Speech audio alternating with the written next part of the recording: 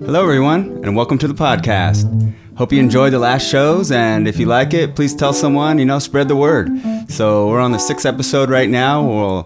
We'll be moving on and going on my dad's formative years and mostly in the Air Force era and bringing it back, from present day to now and just talking about the life of ongoing Mr. Johnny Dorado Sr. So here it is, and here we go. All right, Dad.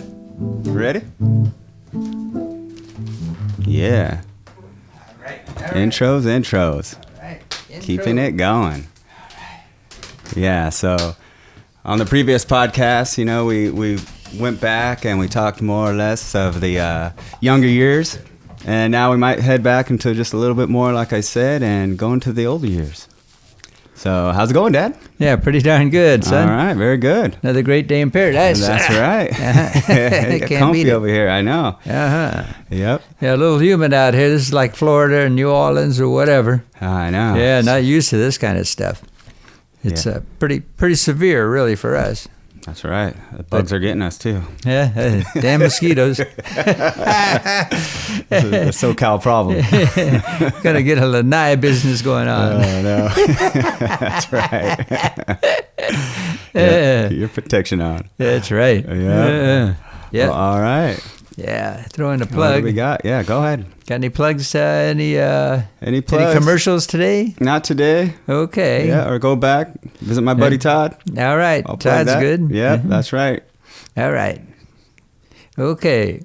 Well, I guess last time, let's see, where am I right now? I guess I was having a good time with live music, dancing, and cruising around. Mm-hmm. Yeah, Chuck Berry comes into mind. No particular place to go. So, as I recall, I was driving down Whittier Boulevard, cruising around, minding my own business. And then I ran into these little sweet things. That's what you do, by the way. This is East L.A., Montebello area. Right. So when was this, though? Kind of paint the picture of this the would time probably frame. be maybe about 19... before service time. So Okay, I'd probably say time. about 67, 66, right around that area. Right. Still in the high school years, later years? No, or yeah, just after graduated. Okay, after graduate. All right. Yeah. Yeah, that time my mom let me drive around in that new Mustang. So it was like, Mustang sweet. Sally, you look out. Yeah. Well, But us cruising, we'd be in Saavedra's ride, what did he have? Yeah, maybe a 50, 51 Chevy. Oh, wow. Yeah. That's sweet. Yeah, it's a lot of fun. Yeah. Yeah, we got in a lot of trouble on that one. Yeah. That was primered and everything else. So, it's really? just like... Primer, huh? So yeah. Like, heck yeah.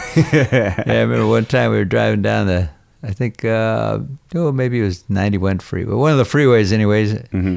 Well, I guess it was 405. Yeah, anyways, we were on the 405, and then all of a sudden I see this tire going by the car. Oh, shit. I said, "Hey, Jimmy."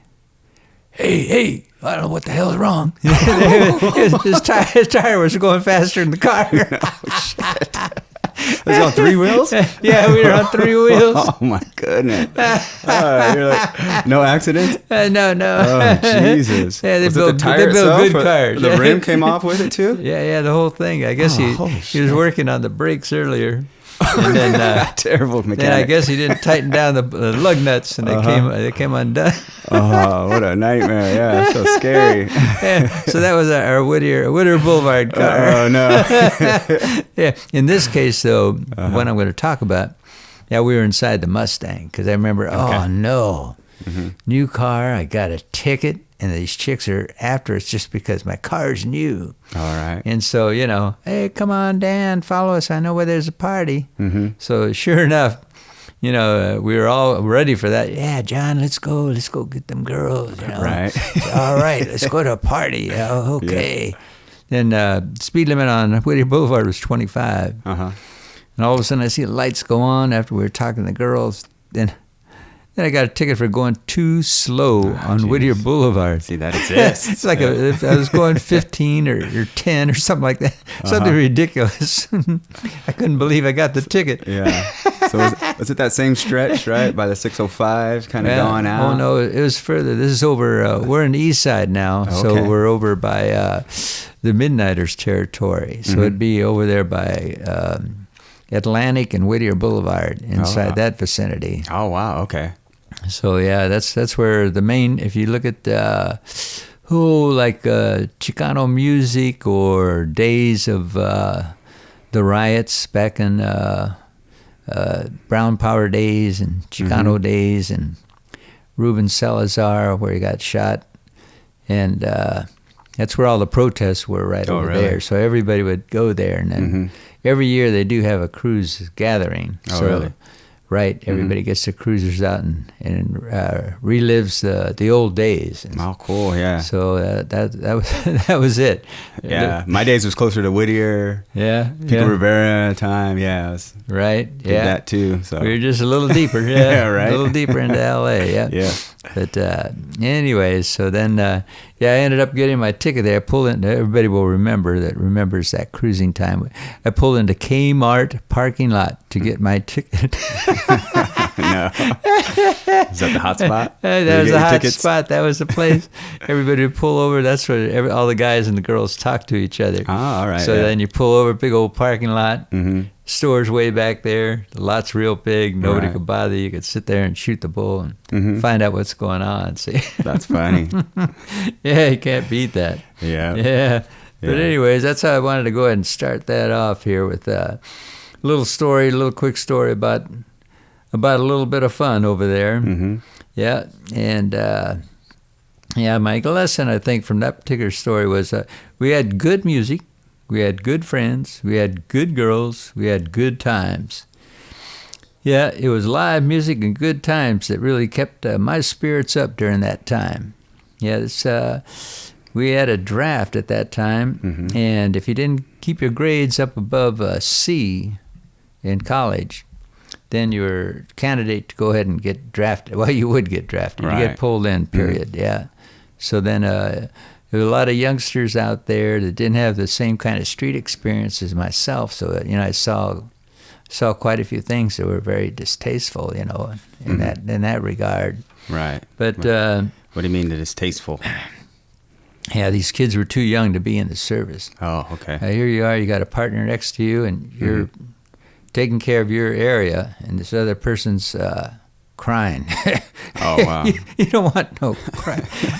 You want some good old boys from the South to be next to you, and you're out there. You don't want no crybabies. You need someone you can rely on. That's right. Yeah, you don't want that stuff. Mm-hmm. Yeah. And then... so they would just take anybody, in other words, right? Right, well, it was a draft. Yeah. And then you had to grow as quick as the demand would be. Mm-hmm. And in that particular time frame, one monkey don't stop my show. Here we go. Guys not in service anymore, so you bring in a replacement just like that. Right. That's the way it is. And then sometimes you really had to step up. So thank you for all you vets out there. Yeah. We're here experiencing a great dilemma right now. But anyways, that's right. Thank you for your service. Yeah, we appreciate it. And it brought back a flashback in my mind right here, and I was thinking about. I'll tell you another quick story. Yeah, go for it. It was back in that time. It was down on Vietnam. Soldiers don't go. People didn't really care for you that much. Mm-hmm. But then you had to go in the draft, so you had to go. But I remember hitchhiking from one base out there. I was stationed out in Las Vegas, and it took me 3.5 hours to get to the big Sears over there on Soto. And then I got dropped off a little bit over by Whittier Boulevard, that area. Yeah, so wait, you had to get back from your base so to get back I was here. hitchhiking from base to come to home. Mm-hmm. And that's East Whittier. It took me about 3.5 to 4 hours to get here. Back then in Nevada, we had no speed limit. Mm-hmm. So we can go 110, 120, it didn't matter. That's right. And then you tell the story to the next guy to pick you up, then he'd want to show that his car goes fast too. So then he'd go 100 out there too. So you'd end up getting here real quick back in that day. Relatively safe, right? Oh, well, there were... it was okay. I don't know about safe. I don't think you worry about safe. More people did it then. Yeah, that's right. More, yeah. Well, the cars were built bigger. They could handle that speed. They were built to do that. look at all your muscle cars, they're built to do 150. Sure, yeah. So, and then the Nixon era came in. Mm-hmm. What the heck, you got these big old engines with the, dog for horsepower. Right, yeah. So but anyways. Yeah, go ahead. Yeah, so then I got dropped off right there around, I guess it wasn't over by the Sears place. I was dropped off on Whittier Boulevard over by 710 freeway over by that area. Because I remember I hopped out, and then I had my guitar with me too. So that was an extra thing, so people would pick you up. You had your uniform on, you had your guitar. Yeah. So two ways to get picked up easily on the road. And then when I got into East Side, no one would pick me up. It took me almost 3 hours to get from East LA to Whittier. Wow. I could have taken a bus. Why is that? But back then it was, everybody's down on the war. So it was and so it was just understandable. And then you think about the reality behind that, then a lot of people are down on the war. And then plus that, then you have... say your brother's over in the war, right? And he's out there, and then you don't want that war. Nobody wants that. So, I could understand their dilemma, but oh man, that was just. But to treat their soldiers when they come back, that's eye-opener. That's different. So yeah. But anyways, so much for the soapbox on that there. Yeah, but that was all the college, protests and everything too. Well, they were heated up. Yeah, it was. The colleges were. Instrumental in probably shortening the chaos. But then they had, they did good, and then the other side they did real bad, and we haven't really seen a tremendous help for veterans since that day, really. Today's vets is volunteer, but then from what I hear from them, it's just like maybe they shouldn't have done it. Yeah. But then when times are hard, you gotta survive. Oh, so sure. Yeah. Yeah. And if you vote for me, I'll guarantee. No, I'm only kidding. Right. Excuse me. In that political realm there. Oh yeah, here we go. Yeah. Well, yeah. So, anyways, if you didn't get a C or better, then you took off to the service. Now, I actually was a what do they call me? A delayed enlistment program they had in the Air Force. So you could sign up now and then go a few months later. Me and another friend of mine, Joe Gonzalez, we signed up together, and we were supposed to be teamed up together, but then he was directed to another career path. So, yeah, I had a stepfather that time that was pretty knowledgeable in statistics and everything. He was sort of a whiz guy. Right. And he was telling me, the numbers over here tell me that if you go in the Army or the Marines, probability you getting in some serious trouble, may not make it back, is very large. Yeah, right. But get on the front line. Right. Yeah, you got to have somebody out there. But if you did the Navy or the Air Force, you'd have a better chance of at least making it back without too much bodily harm. So, that sold me, Then another thing he told me too was that don't pass, or you'd still have to pass, but anything mechanical, electrical, or anything like that, don't do that well. Right. Even if you know the answer, don't give them the right answers. So then I followed his instructions, and then but then the other instruction was, if you do well, you better do well in administration. Yes. I took typing in high school, along with auto shop, wood shop, metal shop, all the shop classes. Right. But I did take typing. Yep. So then, sure enough, I ended up passing pretty fair in that administrative stuff. Thanks to Lucerna High School. All right. Very good. Yeah, I know you mentioned that before. Right. Yeah, so I was able to go ahead and and pass that area very, very well. So, yeah. So anyways, what do I have over here for a note? did exceptionally well in that area. Mm-hmm. Most of the basic training people were just kids, and they had no idea what was going to happen or what was going to be their what their story is going to be, because they were never even pick some kid not from our city environment, Mm-hmm. and then you put a kid that's just fresh out of high school. He's going to do the best he can because everybody's saying, "Oh yeah, you could do it, you could do it." Right. And then he looks around here, and all these other people look like myself and others around our area. Mm-hmm. We are a little bit more sophisticated about being out there inside of that environment. Street smarts. So that's right. Right. You got that street smart. Yeah. Then all of a sudden, here you are, a kid in a little small town, 2,000, 3,000 people. Mm-hmm.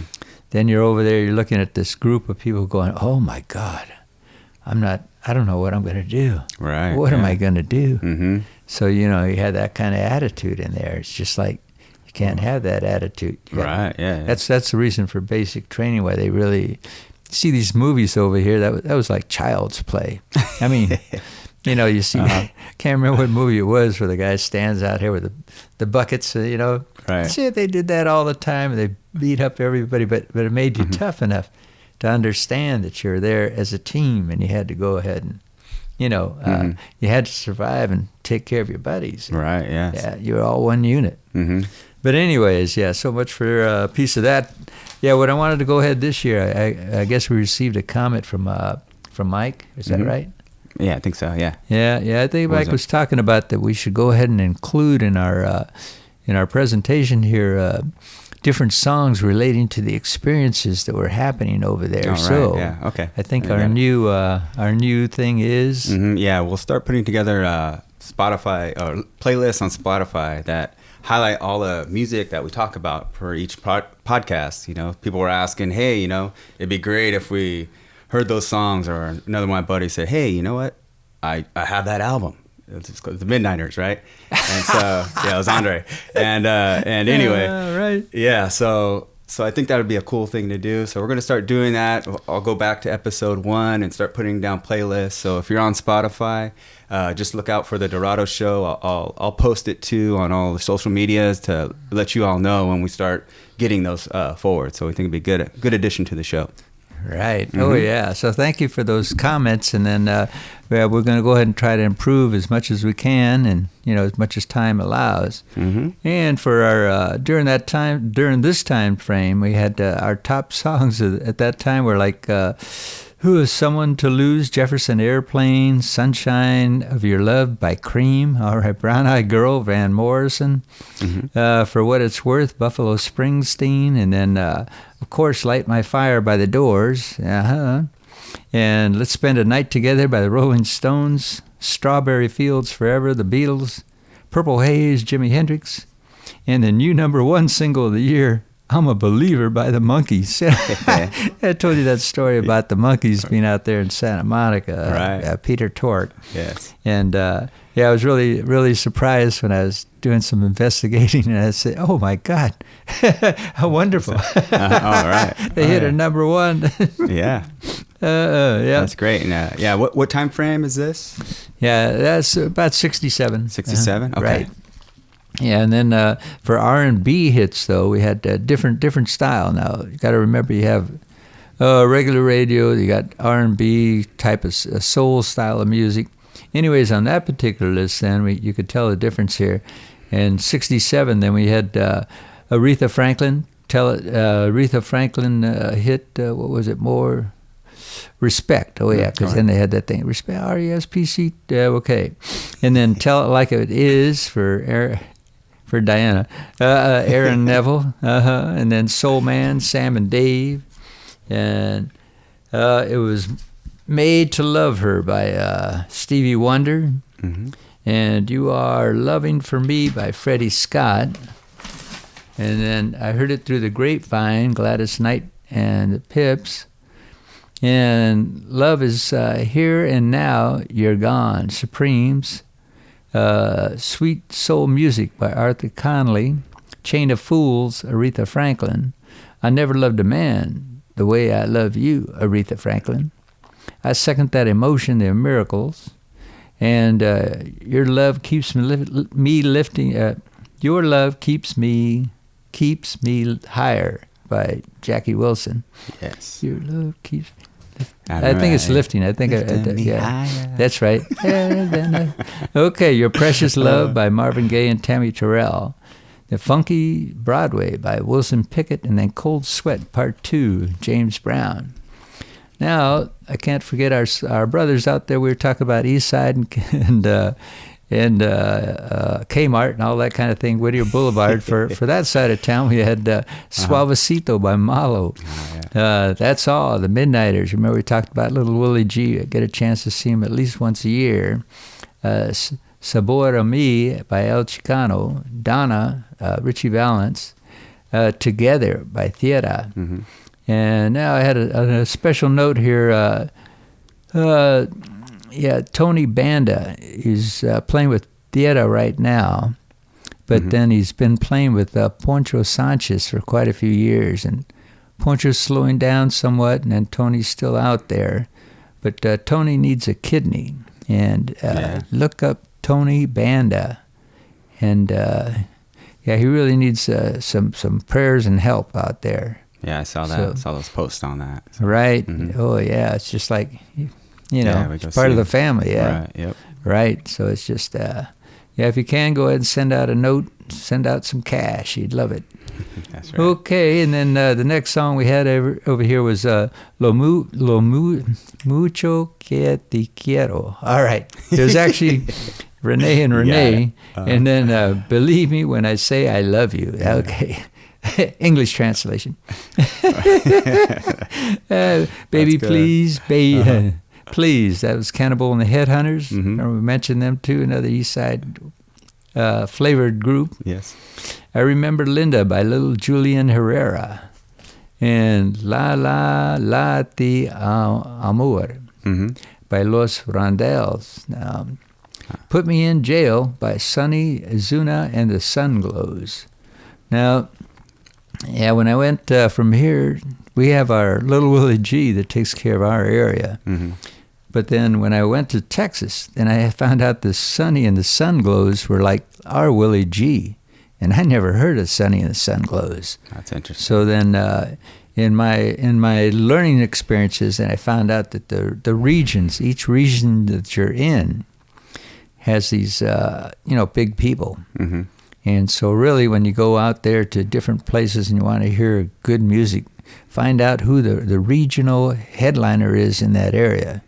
And the best thing to do is to go to the music store and then go ahead and check with the music guys to find out who's the big person in that vicinity. That way you won't be disappointed by listening to a B band when you could be listening to A band for the same price.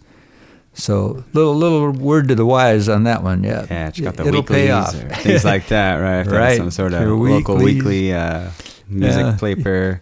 Yeah, even your weeklies are a little weak. Yeah, they are nowadays. But it's good. Just go to the music store, check the weekly, then ask. Right. And if really, go to a small music store. yeah, they'll know that way. That way they know. Yeah. But anyways, let's see where we were right here. And then Soldier Boy by the Shirelles. Yeah, that was another pretty good one there. Mm-hmm. Next stop, we're heading out to Texas for my basic training. That's what's up next. All right. Now for music out that direction, you had different categories of people, really. That's where everything is really segregated. So they had divisions over there. Even the sound of your radio waves were set to different stations to go ahead and accommodate the different brands of music. Right, and everybody had their different genres of music that they liked or listened to. Right. So that would be something that moved that group. Mm-hmm. Each group had like a mover, and it still is today. Right. But even though it's more merged today, like country western, I think we were talking about that earlier. Like it's merged so much that you can't even tell that it's really country. Hank Williams, where's Hank Williams? And whatever happened to Hank Williams Jr. Then all of a sudden you got whoever, Keith Urban, Right. But Sound like soul music. That's right. Yeah, so it's a merger now. Right. But anyways, from that particular area, I picked up. Let's see. I guess for regular folks, there it'd be the early rock and roll and country. For people, African American soul people, soul music, and then R&B and blues. Mm-hmm.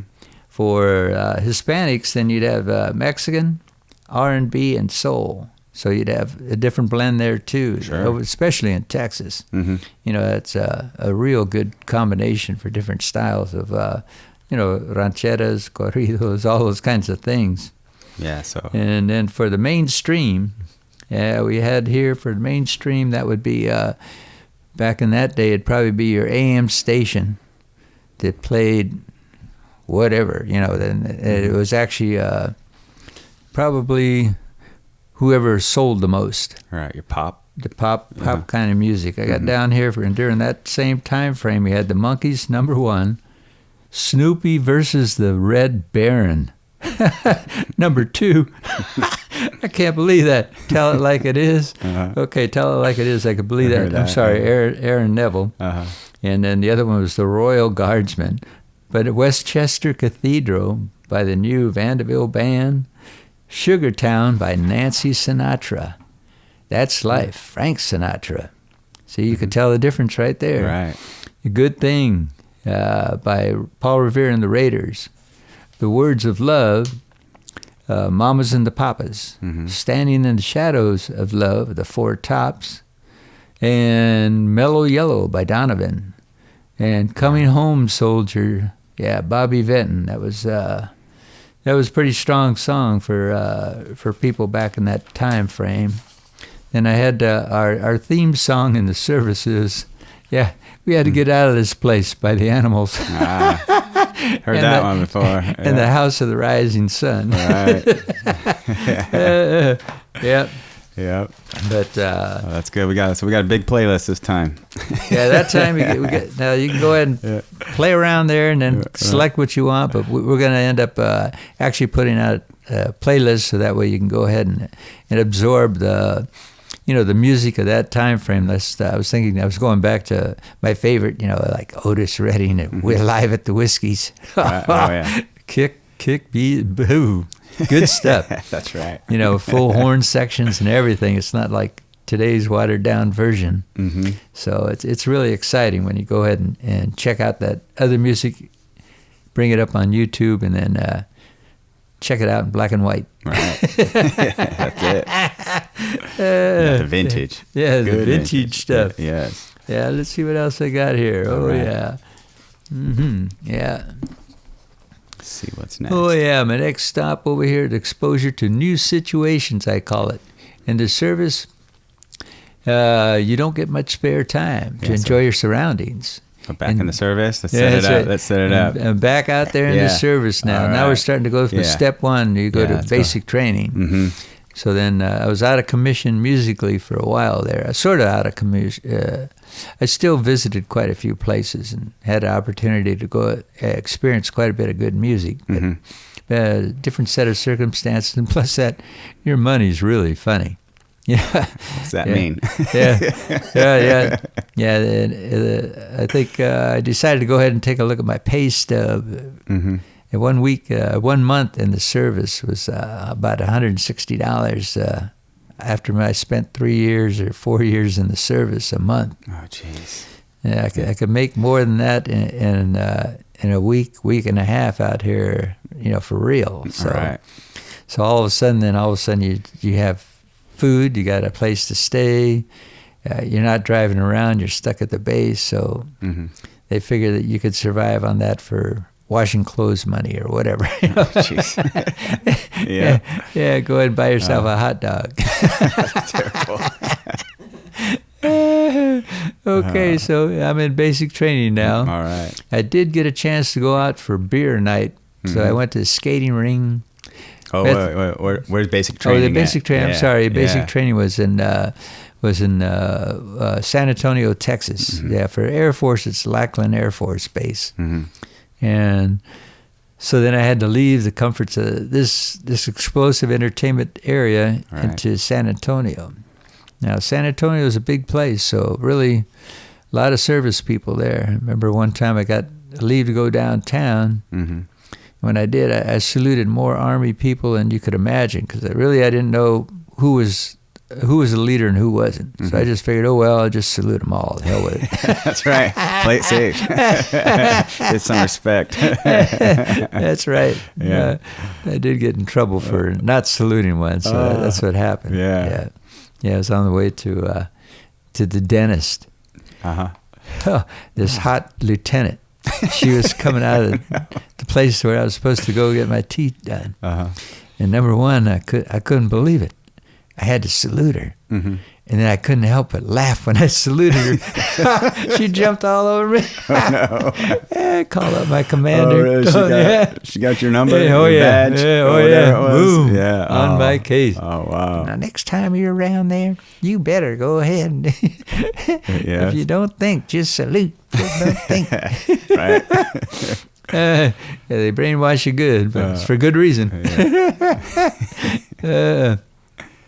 So anyways, so I did go around there and I had a good time. Went to the skating ring. That's where everybody went. And they served alcohol. Mm-hmm. That's another strange thing too. In California, you couldn't drink till you're 21. Right. But out there in all them red states, you can go ahead and drink when you're 18. Mm-hmm. So the beer that they gave us though was like maybe 0.1 or whatever.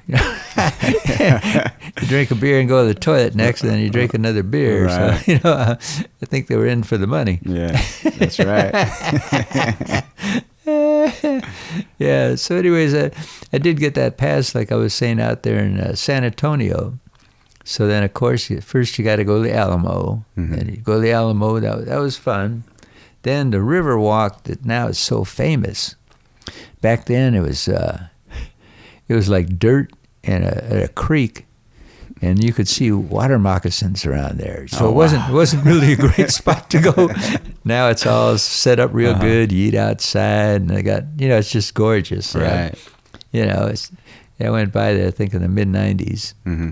Then I couldn't believe my eyes. I was going, "That's the Alamo." What happened to that dusty place that looked like the missions over here? Wow, yeah. Yeah. But anyways, so we got that time to go out. And so I checked that, the Riverwalk. Wasn't quite done yet, but they did have like an amusement area set up. Now, I don't know if it was like a world whatever, but they had this special pole that was stuck up here, and these people were swinging by their legs, swinging around like that. So, and then the pole, they were swinging up and down. But anyways, that was the amusement area. Yeah.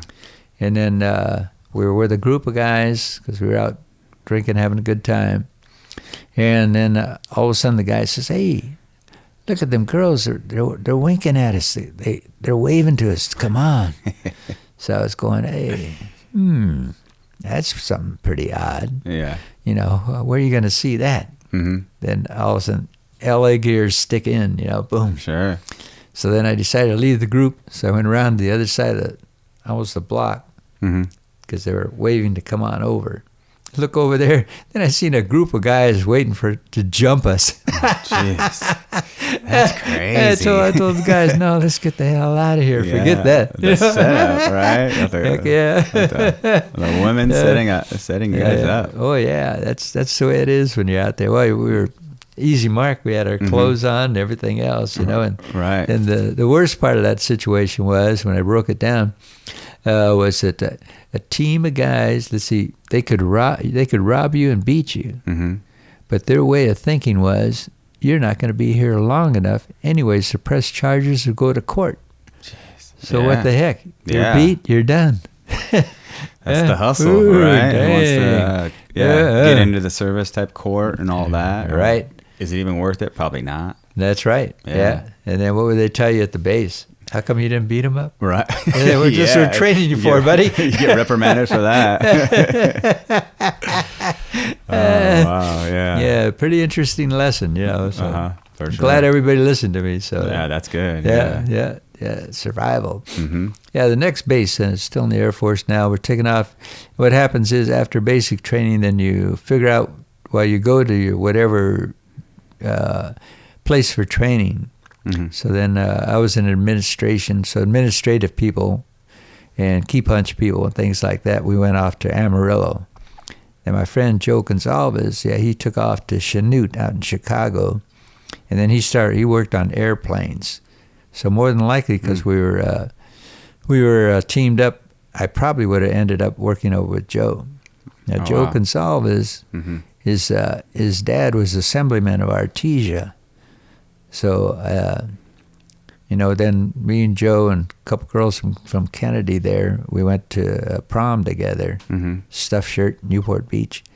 But anyways, so if I would have passed my mechanical, then I would have been with Joe over there. Okay. So I'm so thankful that I had a stepfather that was, knew the numbers and told me what to pass, because then your odds of survival are a whole lot better. Mm-hmm. So, and it's just, somebody watching over me, really. Yeah.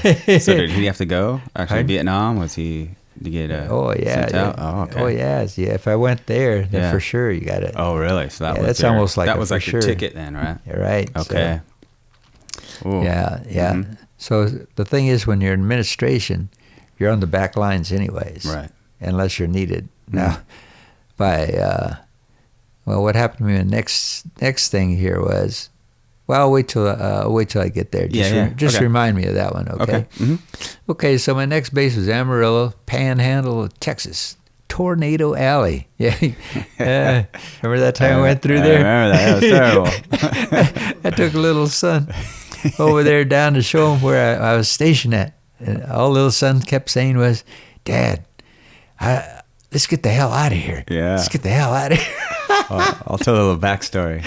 All right. So we're on a road trip, went to Chicago Blues Fest, and this is on our way back. Right. I guess that's another story to tell. But on our way back, we're about 4 hours behind a tornado. So tornado was hitting. We decided to stay in Oklahoma City, like Bricktown is where we stayed at. Right, Brickyard. Yeah. Yeah, Brickyard. There you go. The Brickyard, right? So we see it on the news. It's like, holy shit, that's going on right now, just ahead of us. So when we're taking the 40, right? Right. Taking the 40 that way into Amarillo, there was just gutted semi-truck trailers off to the side of the road, cars off to the side of the road. You see the armadillo shells out there as well. But then, we pulled in this little diner over there, and we're talking to the waitress, asking them about how things were. Like, one of them had an old Saturn and just had hailed like softballs out there. Yeah. So anyway, she's like, oh yeah, it was like a day kind of like this one. See those clouds over there? And all of a sudden, the wind starts changing, blowing the different direction, and that's when you really got to watch out. So that's when I was like, let's get the hell out of here, we don't need that. That was actually a famous place there that we stopped at. It was right around Route 66 is what it was. Uh-huh. So it was the Mother Highway. Yeah. Yeah, so all right. Then Amarillo is also part of Route 66 route. So. Mm-hmm. Ends up here in Santa Monica. Right. Yeah, you heard about it.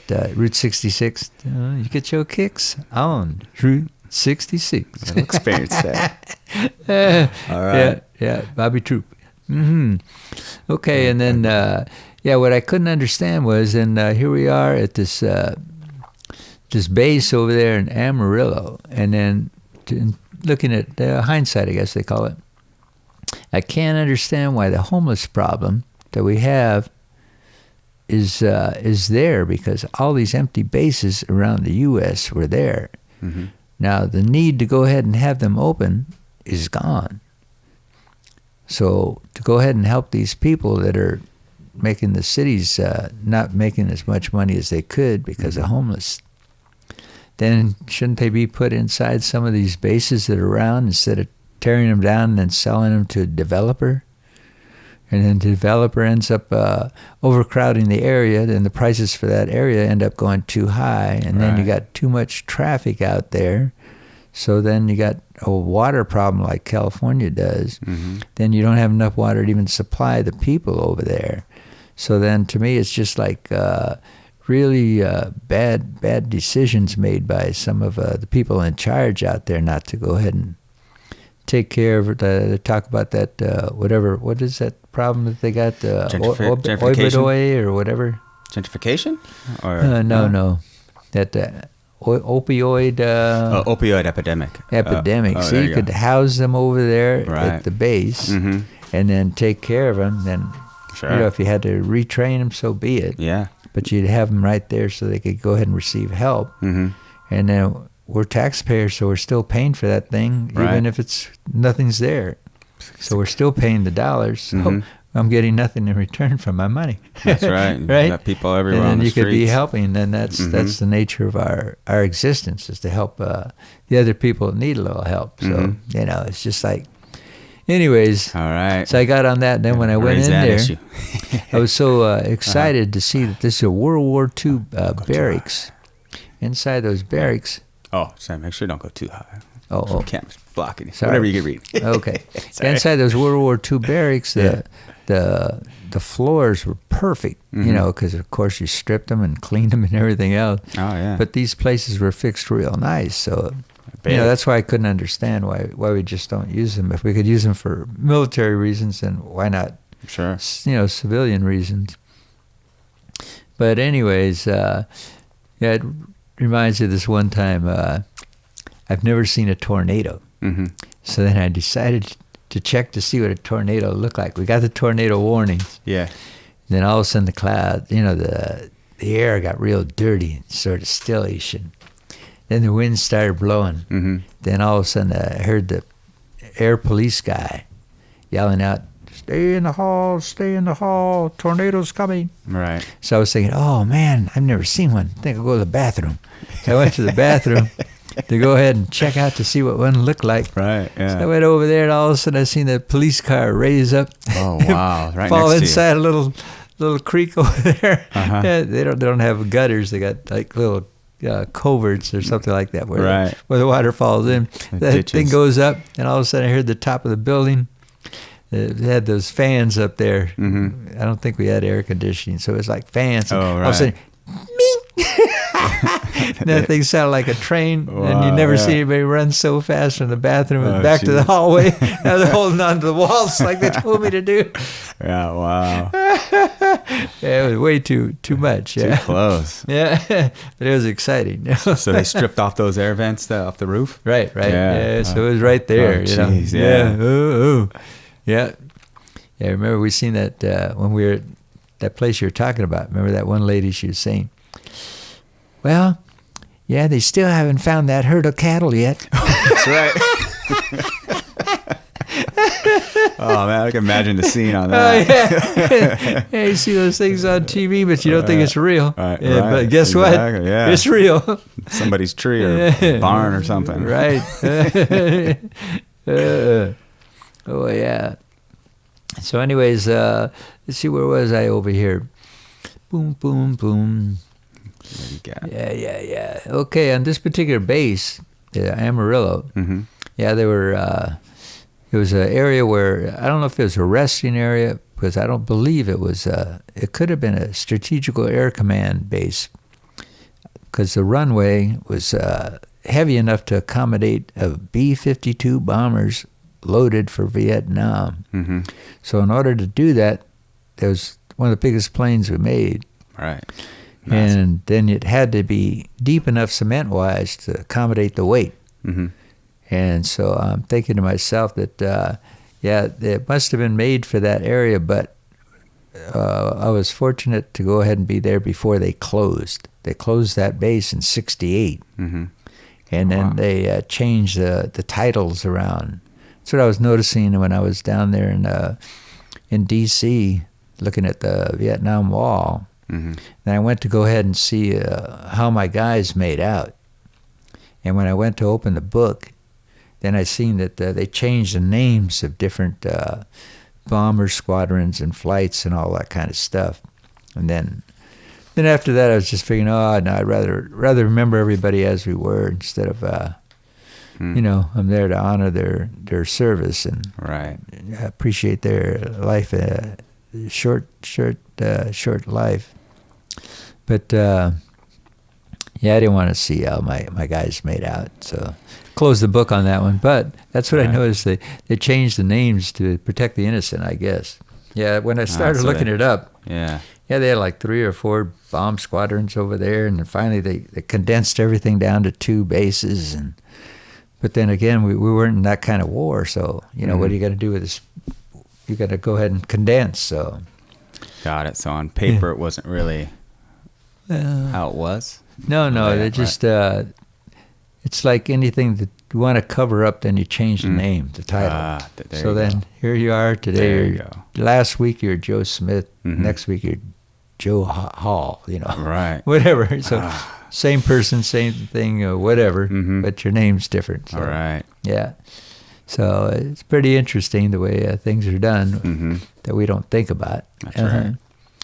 But anyways, okay, so I was out there with the B-52s, and they were fully loaded, and they were on yellow alert. Yellow alert means they're ready to take off at any time.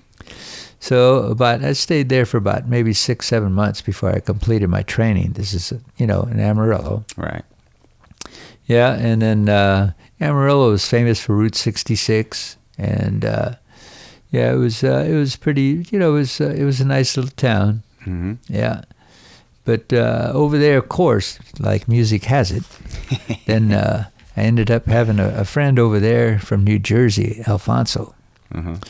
Alfonso's uncle ended up owning a nightclub over there in Waco. Oh, yeah. It's on the dark side of town. That's what they call it. It's over African-American side of town. Right, yeah. So I spent a lot of time over there at that club because then we got food, we got drinks. We were at the club listening to good music, and then he let us stay over at his house. Oh, wow. So we had all the perks over there. Everything was good. How far away was that from the base? Well, I was downtown, so I'm not sure. Maybe usually about 10 miles, something like that, 15 miles. But, it was close enough. Sure. Yeah. Not that far. No. Then I had another friend that was there, Ronnie Adele. Ronnie was from Beverly Hills. His dad worked at Honeywell, and, pretty well-to-do guy. He was the Air National Guard. So Air National Guards, what they do is they get trained and then they come back to serve the community. And so I guess that's the way he was set up. He was going to UCLA, I think. Yeah. And his grades weren't quite good enough, so they nail you. But anyways, he was a rock and roller and he had a surf band and a rock and roll band. So of course, we teamed up. Like I said, when you run into music, all of a sudden you run into those people that are sort of odd like you are, and so it's really neat. Right. You could spot each other out. Get your crew. Hey, what's going on? Right. Hey, all right. Yeah, say, yeah. Then it goes on, Right. So anyways, that was really fun. And then, Ronnie had me go to temple on Saturdays. He's a Jewish guy. So then, yes, I was going to temple and to try to get out of parades. Wait, what's parades? Yeah, your parade, you'd march around the field, you'd go out there and pass out for standing at attention and everything. Oh, gee, yeah. So drills and stuff drills, like that? Yeah. Okay. And then, for the big parades, for sure I'd have to be out there. I was a guide on. Now a guide on holds the flag at the front of the group of people that you're parading with. Then it keeps the cadence so everybody can march at the same time. Ah, yeah. Yeah, you see. Right. And then the straighter you are, the more points you get. Because usually what happens, the guide on he goes too fast. Then all of a sudden people start to strain off, so they get that different look when you pass the reviewing stand. Right. So you make sure. I had short legs, so it was cool. And plus that, I was a road guard, so, and you had to keep time with everybody. Right. So. Yeah. Yeah. But you got out of that from going to temple sometimes. Right. When I could. when I could, because, then what I'd have to do is change my base locator card to Jewish, and then after that, go back into Catholic. So that way I'd have Sunday covered too. That's great. All right, working the system. Administrative, right? That's right. Hey, it's all about paperwork. I learned from the pros. But anyways, that was my fun over there at Waco. Mm-hmm. Now, the bad part of Waco was, one night I guess I went out and I partied just a little too much. Mm-hmm. Then after that, I sort of remember the taxi cab driver throwing me out of the car. Here you are. I'll give you money. All right, so long. Right. So anyways, off I go, and I'm going, oh, yeah, my barracks is right over there. And then I said, oh, yeah, I'll just take a shortcut. So I don't know whether I jumped a fence or went under a fence or whatever. Right. There I am walking down the flight line with these B-52s loaded. Oh, wow. Yellow alert. On the runway? On the runway. And I was going, well, the barracks is just right there. Heck, I can make it. You know? Right, yes. False security, right? Right. Yeah. One more drink. No. Right. But anyway, so here I am going down the runway. Uh-huh. And then all of a sudden, here come the air police with their dogs and jeez. M16s fully ready to let me have it. Right. Oh, terrifying. After that experience, of course, they called the commander, and of course, I got restricted to the barracks. Oh, and dang. of course, I couldn't leave the base anymore. That was it, huh? That's it. So, Last straw. Yeah, I had fun around the base, but then after that, the stories are short. Right. Oh, no. Yeah. But anyway, All right. pretty interesting. Yeah, that's a good one. Yep. Mm-hmm. Yeah. So that was the... Yeah, that was it. And Yep. then after Amarillo, that was a lot of fun. Mm-hmm. And then now we're going to go ahead and take off to my next base. Yeah, no, my next base, that was Waco, Texas. Yeah. Yeah, that was called, back in that day, it was called James Conley Air Force Base. Mm-hmm. Yeah, what happened was that Texas A&M had a group of people that were taking classes into flying. They wanted to become pilots and all that kind of thing. So because our base was closing, then we turned that over to Texas A&M for their college. Oh, wow. So it was pretty exciting times. Mm-hmm. Yeah, I got a chance to go and work with quite a few different people, quite a few different organizations when I was there. Yeah, when I was there, let's see what I got here for a note. Oh, yeah, before I went to Waco, Texas, I'm sorry, I skipped myself because I didn't look at my note. Before I went to Waco, Texas, then all of a sudden I ended up getting a leave to go home for a while. Then I come back to Waco. And I had a surprise, so I came home, and I was surprised by the Temptations and the Four Tops. So I got a chance to see them live. For that style of music, that was fantastic. Yeah, the reason I got there was the girls from La Habra. They used to keep in touch with me all the time. Mm-hmm. Yeah, they ended up getting me tickets because they knew I was coming home. Oh, so, cool. Yeah, Gloria and Bertha and some of her friends. So, yeah, we met them at the, Corn Festival back in the day. Oh. La Habra? Yeah, La Habra girls. Oh, really? Yeah. What is funny. it? The Forbidden Zone. Yeah, Right. because over there they were, I was, oh, well, never mind. Anyways. You want to say it? Yeah. No. All right.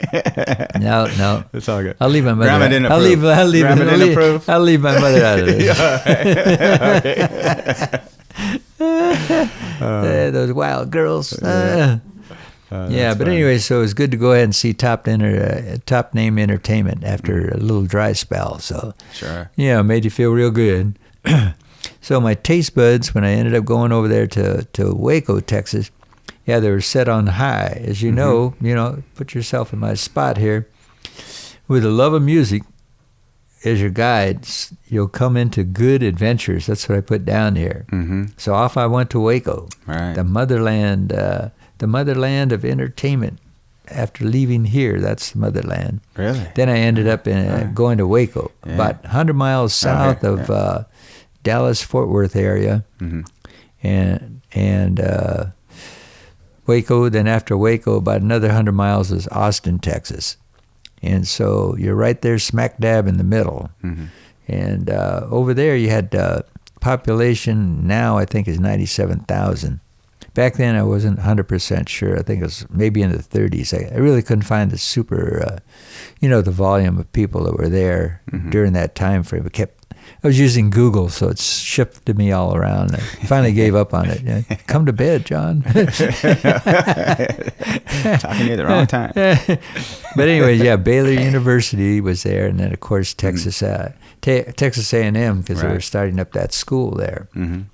And I never heard of anything like dry counties. So I had experience about a dry county, and then Sunday, no alcohol. So what do? You go out, go to a picnic, and then you ask for lemonade or what? But anyways, you go find it somewhere. Then Southern Baptist, that was the main religion out that way. Mm-hmm.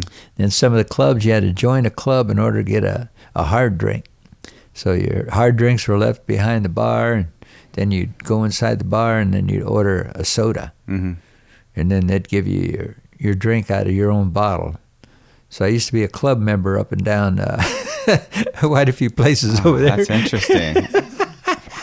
Right. Charge you by the setup. For that time, that was like the speakeasy then. Yeah. In a sense, right? Yeah. It was pretty. For the day. Yeah, so when you arrive at a base, what they generally did is they gave you a list of bars not to go to. Mm-hmm. And I was so happy to get them, because then I knew which places I had to go ahead and check out. Naturally. Thank you. Right? Yeah, thank you. The best ones. Well, there you are. Yeah, Air Force is good. Right, yeah. Don't go here, don't go there. Uh-huh. But anyways, so I ended up getting that list of places to go, or not to go. Mm-hmm. And then, of course, Baylor was there, so Waco's a happening place for that size of town. It had a lot of. I put down here a lot of color. It had a lot of different, a lot of action there. Mm-hmm. So I wasn't really bored, even though it was a smaller environment, but it was still a lot of fun. And let's see. Well, one of the first things I guess I put down here, because we are talking about music here. Right.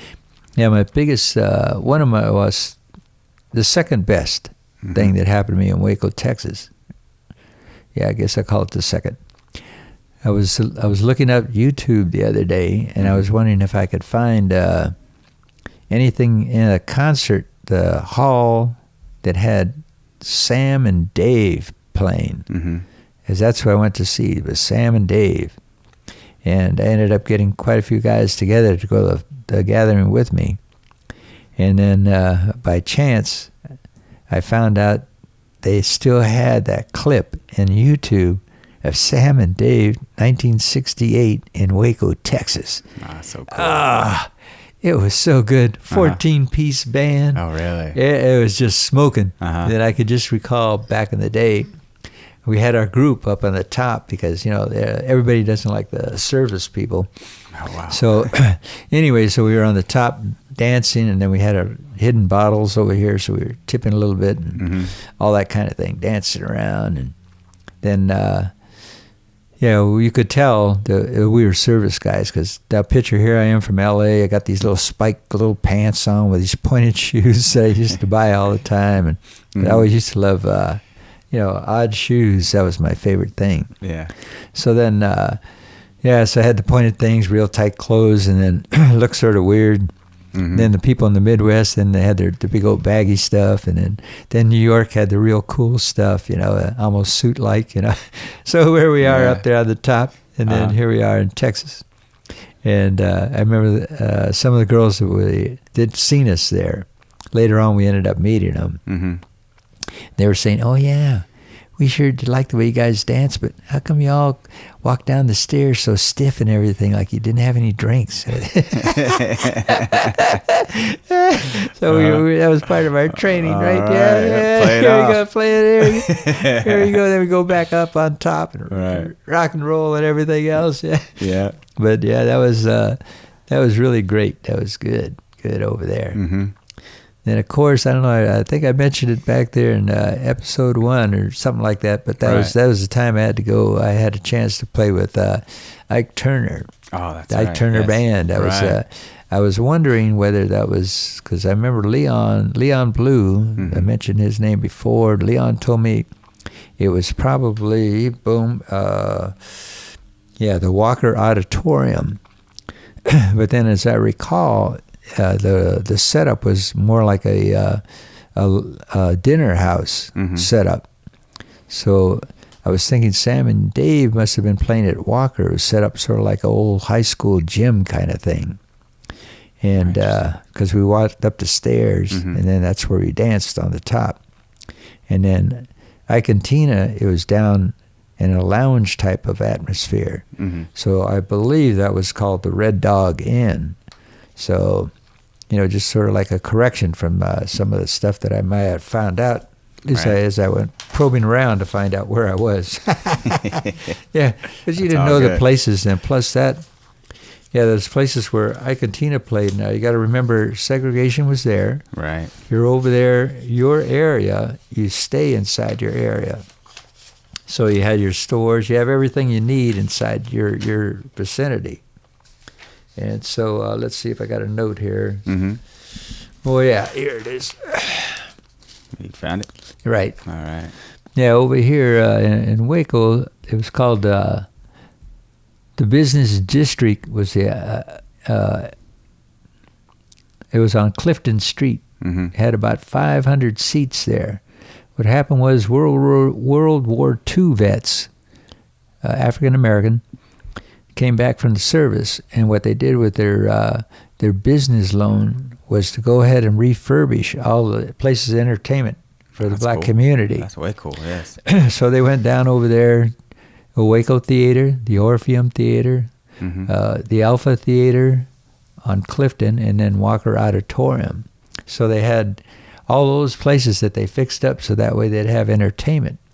What I didn't know was on that same place that I had that opportunity to play with Ike Turner's band, Muddy Waters played there, Howling Wolf played there, and it was just like unreal. B.B. King was there. I mean, all my giants were right there. And I didn't realize I was inside the area that had all that greatness. The center, right. Yeah, and I was there, oh my God. Those are big. The Orpheum's big. It's there's still some around. Well, there's different ones. There's different ones? Okay. Oh, yeah, there's Orpheum in L.A. Right. Orpheum's all over. But yeah, I couldn't believe that, I was right there, right with the Holy Grail. Right.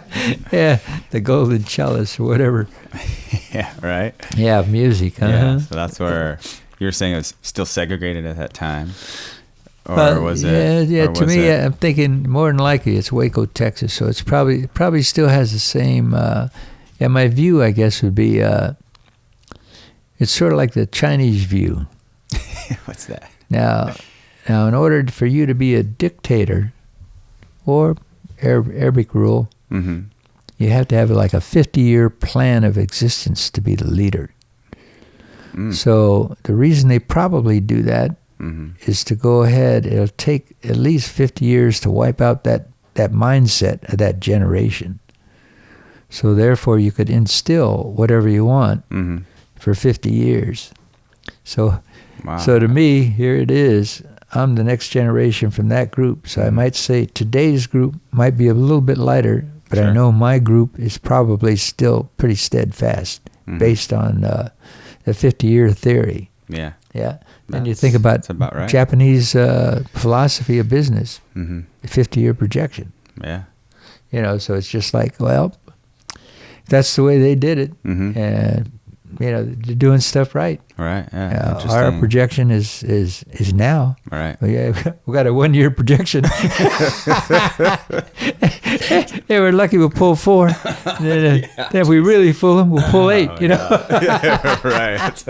Other than that, I didn't do it. Right. They did it. Yep. They did it.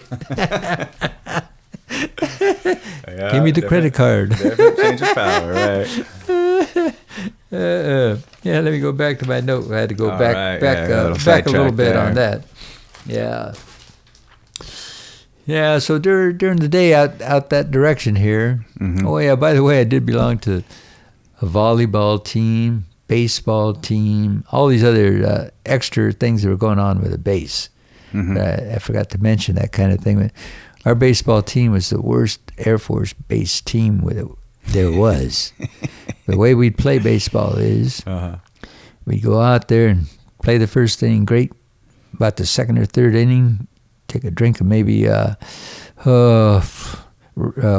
a Colt 45, and then after that, then we'd have a shot of Everclear. Wow!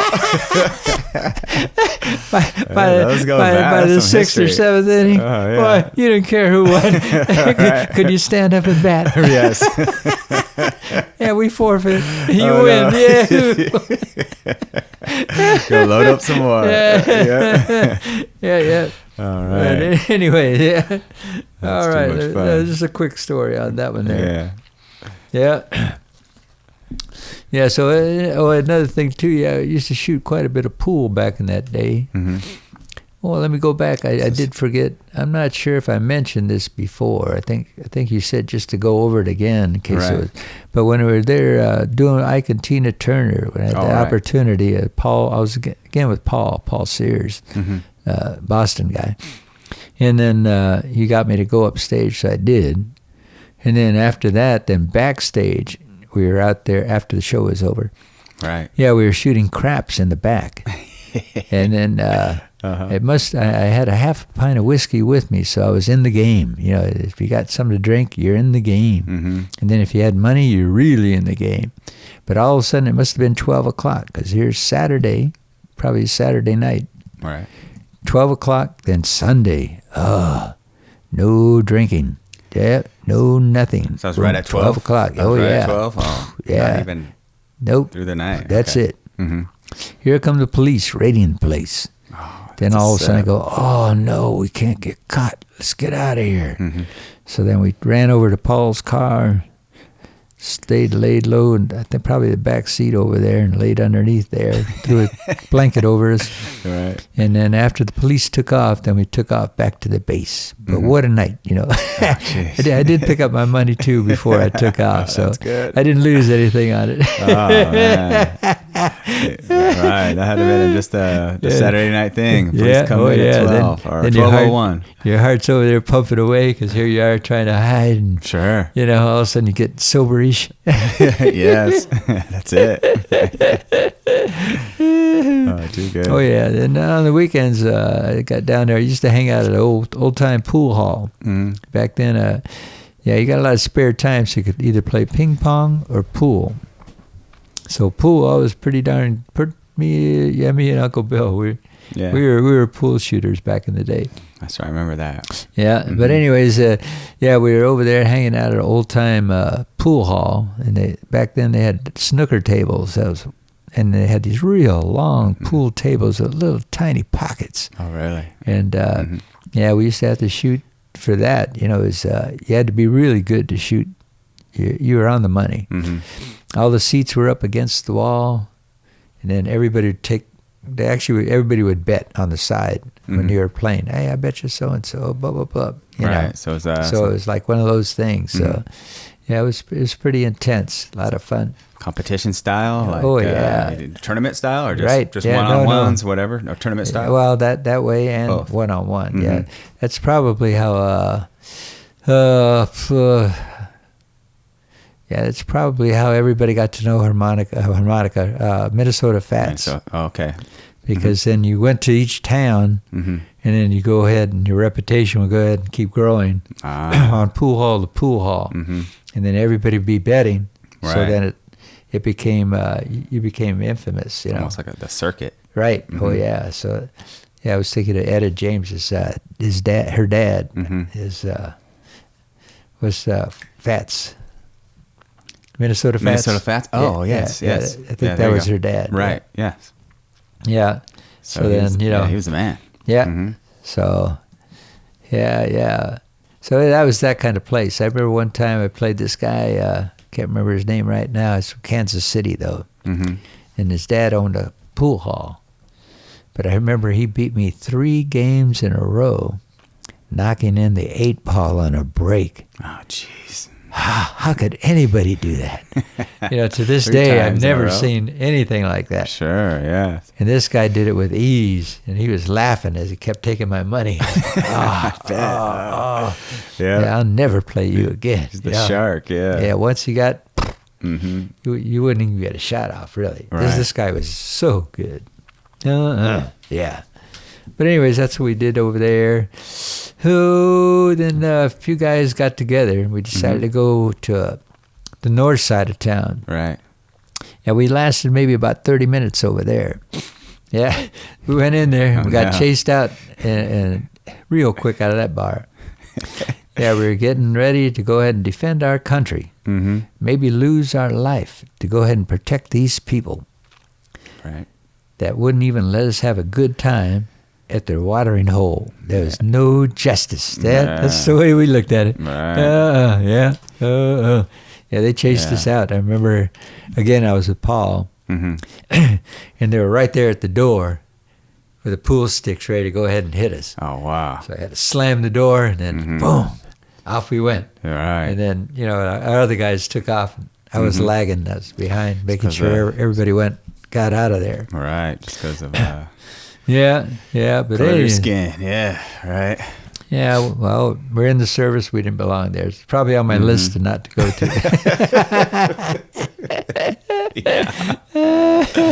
Yeah. Well, different times. Different Yeah, times. another back then. time. Mm-hmm. Yeah, we were at this honky tonk bar, and we were lucky to get out of that place alive. Yeah, 2 girls started an argument, and then I heard them out there bitching and complaining. They were at the pool table, and then I don't know, it was probably over a man. That's what usually happens. And so I was sitting back over here, and all of a sudden I hear bam, bam. Oh, Then the bartender yelling out, "Hey, they got a gun! They got a gun!" That's horrible. Yeah, so they started shooting. So I could see why the list of bars, not for me to go. Well, I see what they meant. So that was one of them. That was one of them, huh? Yeah, I got down here for the last statement. Waco is exciting. Yeah. That's right. Yeah. That's good. Yeah. Yeah. Oh, so okay. Going on to the next one? Yeah, I could go on, but I think I better go ahead and maybe fold up here. I got a message from our director, Diana over there, Dee Dee. All right. We better cut it. That's all good. No, we got a lot going on in this one. So we'll start up part 2 on the next one then. All right, that sounds good. We'll keep it going. All right, but no, these are all great little stories. I love them. Back in your Air Force days. So we'll pick up back from there, right? Right. And then what we're going to try to do too is, get that music list going. And then if you have any suggestions, we're still at the formative time in this broadcast. So if there's something that you want to go ahead and suggest or ask any questions about something, then we'll be glad to go ahead and try to hunt her down for you. So I think that's right? All right. Yeah, definitely. Yeah. Got all our social medias up and our emails. So just look out. Yeah. Where are we again? We're on, for the podcast, Apple Podcasts, we're on Spotify Podcast, and then we're also on YouTube. And then we have a Twitter, Instagram, Facebook page. Okay. And then the Dorado Show at gmail.com is if you want to get a hold of us directly. All right. That's Excellent. That's it for right now. Yep. All right. Well, here we go. There we go. It's time. Right. Yes. Well, cheers. Woo, cheers. Yes. Oh, yeah. And by the way, happy birthday, son. Thank you, Dad. Voila. Yeah. Another good year. Yeah, there you go. I made it. All right. All right, buddy. Thanks for watching. We'll see you next time. All right.